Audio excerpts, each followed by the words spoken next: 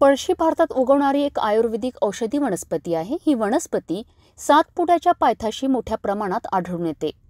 अमरावती जिल्ह्यातील नांदगाव खंडेश्वर तालुक्यातील पळस मंडळ परिसरात अधिक प्रमाणात असल्याने वसंत ऋतूत या वनस्पतीला येणाऱ्या केशरी रंगाच्या फुलांनी हा परिसर भगवामय झालाय।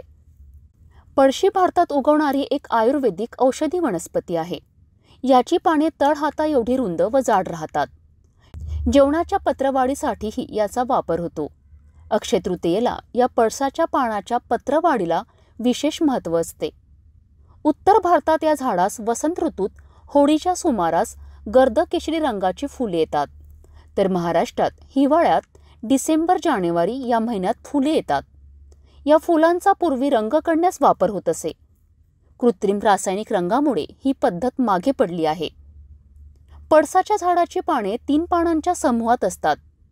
यावरून पळसाला पाने 3च ही म्हण मराठीत रूढ झाली आहे।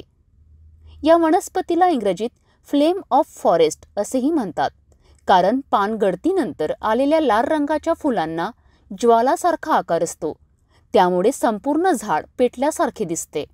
गाथा सप्तशीमध्ये पळस पानाचे वर्णन करताना महर्षी कवी व्यास यांनी म्हटले की पोपटाच्या लाल भडक चोची समान असणाऱ्या पलश कुसुमांनी वसुधा अशी शोभत आहे।